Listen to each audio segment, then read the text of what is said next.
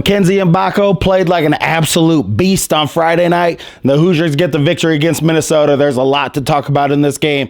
Let's break it down for you on this episode. Let's get into it. Watford 3 on the way. Oh!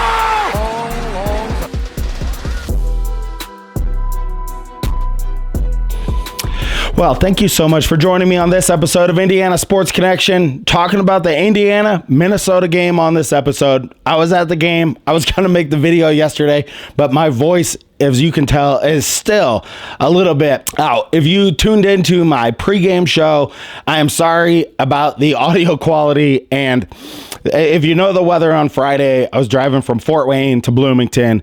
So it took me all of 4 hours to get there, because I didn't want to die on the way there. So I rushed right in. I did like a quick 3-minute pregame and went really good. I was really, the last time I went to a Minnesota game, I think it was like a Wednesday game a couple years ago, and it wasn't entirely full, but the game there, fans were absolutely unbelievable. Probably, maybe because it was a Friday night game, but the balcony was full. Everybody was going nuts. It was absolutely electric in there. And let's talk about Mgbacko. This guy played his most aggressive game, I think. This guy is a beast for a freshman. 6'8", like 210, I believe. But just really beefy, and he just was really aggressive at the beginning of the game. Going after rebounds, doing a lot of the little things right, and really just asserting himself into the game. Now, if you look at the stat line, Indiana did have 10 turnovers in the game. Good thing to know, they only had 2 turnovers in the first half when they scored 41 points. So, the second half never felt like that Minnesota was going to come back. So it did get into a little bit of a lull at times, but I mean, that'll be expected. If this is your first time watching Indiana Sports Connection, if you could do me a favor, subscribe to the channel. I do things about Indiana basketball and Colts football, but thank you for everybody for watching these videos. Sorry, my voice still, because it is so loud in that place, and I end up always losing my voice just because I'm like yelling the whole time. But thank you so much for everybody that's watching these videos. I truly do appreciate it and love the support. So thank you very much for that. And for that, let's thank our presenting sponsor, Reynolds Wrap. Reynolds Wrap, for 75 years, helping save you time in the kitchen. Reynolds Wrap, easy, open, box, aluminum foil will help save you time and get back to the big game this Sunday faster, while watching Wild Card Weekend. Get back after halftime faster by using Reynolds Wrap. And I use this stuff for everything. Grill, sheet pans, line things with it. Makes the cleanup that much faster. Thank you to Reynolds Wrap for sponsoring this video. All right, so let's talk about everybody else. Mgbacko, I think he was the biggest impact player. And everybody was looking for Xavier Johnson when he was going to come into the game. The fans, when he came in, it seemed like they wanted to boo. It was just got real quiet, it seemed like. So I would say it was better to see Gabe Cupp start. When he got announced as a starter, the fans went nuts, and he really came out. He's not the guy that's going to score a ton of points. He's got a good-looking shot, but Gabe Cupp's did the job. I think that Gabe Cupp should get the start the rest of the season. I think the team responds better. I've seen a lot of people in the comments saying how the team maybe plays different with Xavier Johnson on the floor. I can definitely see that myself. What do you do with this guy? I mean, you only got really a month, 2 months left, and he's gone. So it's just, I think he should continue to punish Xavier Johnson by not starting him for about 3 or 4 games and see how he responds. I would say, like, I've said a lot of negative things about him. So there are some advanced statistics about Indiana's team that I would like to share with you that I thought were really interesting. So of all the teams playing right now, and there's, I believe, 365 teams in Division I, they did this statistic. It's how much players have played with each other. So taking all combined minutes of players that have played with each other.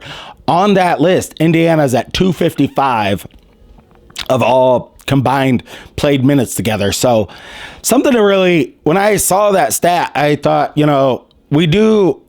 I think at times we're aware that all of these guys never played together before. And, they've struggled with turnovers on the road. And I really think that's a symptom of guys that just are unsure of themselves and just don't have the confidence on the road to really, have the confidence to just make the plays that need to be played. I think on the road, maybe sometimes they're overthinking what needs to be done. And that in basketball and golf, I play a lot of golf. So when you do start to overthink like that, you're just going to make more and more mistakes. You got to just go out there and play. This little stretch right here, I love to see that they beat Minnesota and they stayed ahead the entire game.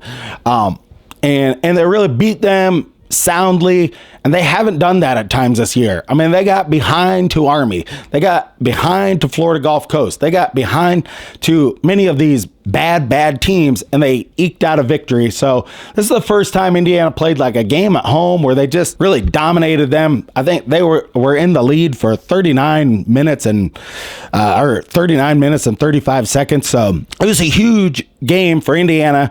Get that victory. What was that? You got something to say? That Daniel Galloway, he did a dunk and at 10 points, but he need to play better on the road for a senior. Yeah, and that is right, Hillbilly Monkey.